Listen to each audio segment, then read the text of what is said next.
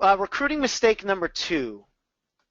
This is, I mean, they're all big. This one is gigantic in my world as a coach, because this is the biggest thing that we come across in what's at the core of people's resistance. And at the core of people's resistance is personal attachment. And there's a couple things that people can be unhealthily attached to, if unhealthily is a word. And the first one is attachment to rejection.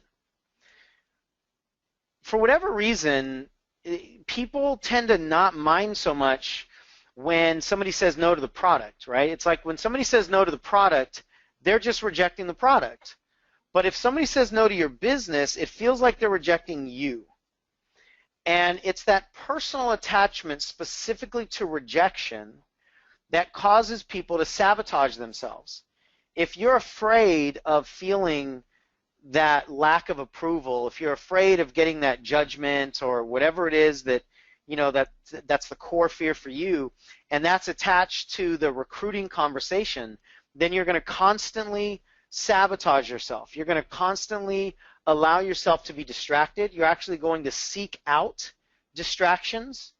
Many of you are living this right now, and if you are living this right now, type yes in the questions here, because I know this hits home for a lot of people where you find everything else to do other than making the phone calls, right? You reorganize the inventory or alphabetize the inventory or clean the garage or re-alphabetize and relace your shoes and do all these things that keep you away from the fear of somebody saying no to you. And ultimately, you've got to move past that. If we don't move past that, then the only thing you can do for the rest of your career is avoid talking to people. I mean, understand that. You're in a people business.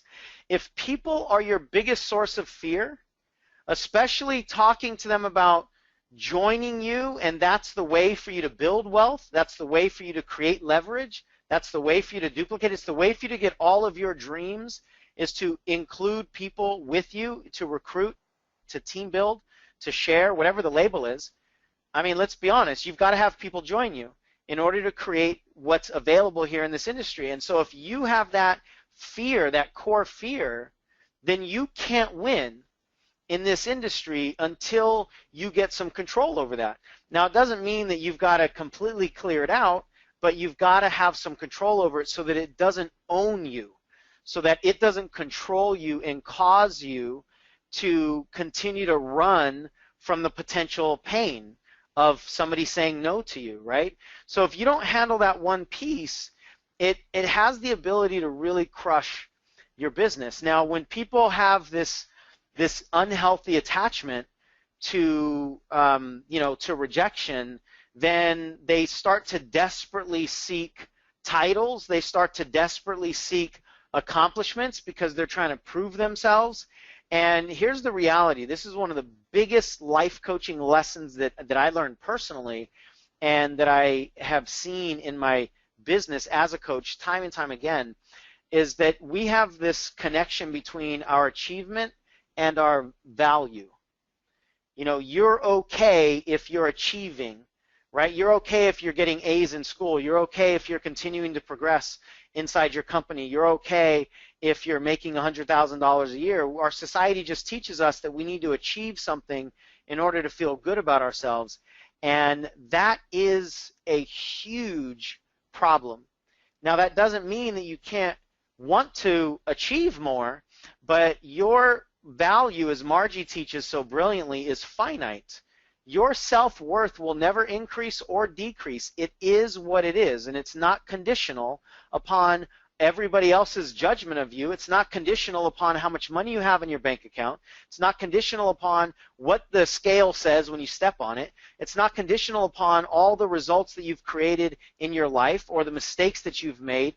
None of those determine your value as a person.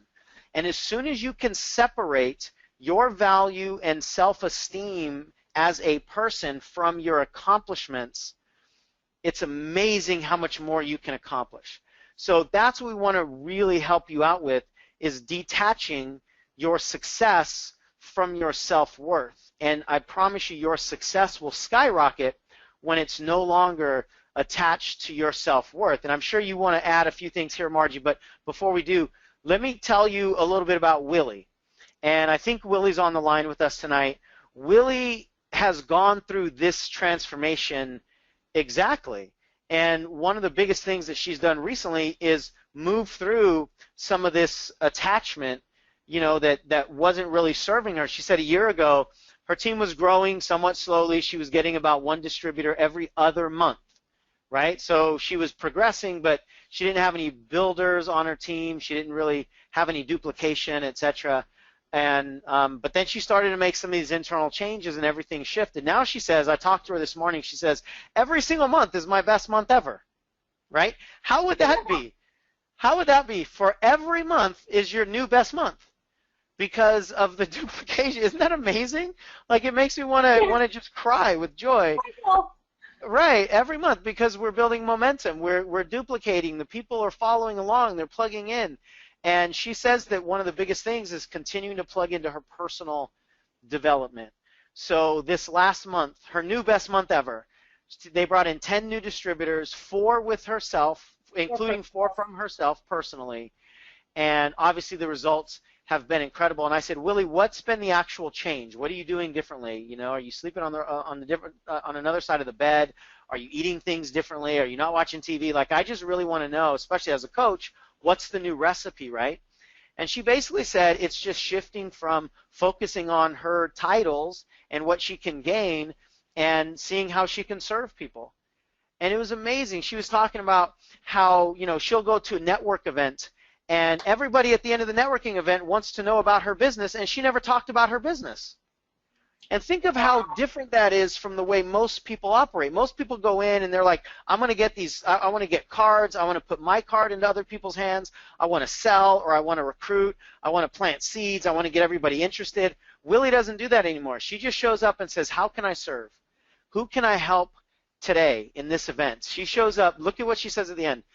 I'm much more present, I'm in the moment, and I show up as a giver instead of a taker. And now they are chasing me down.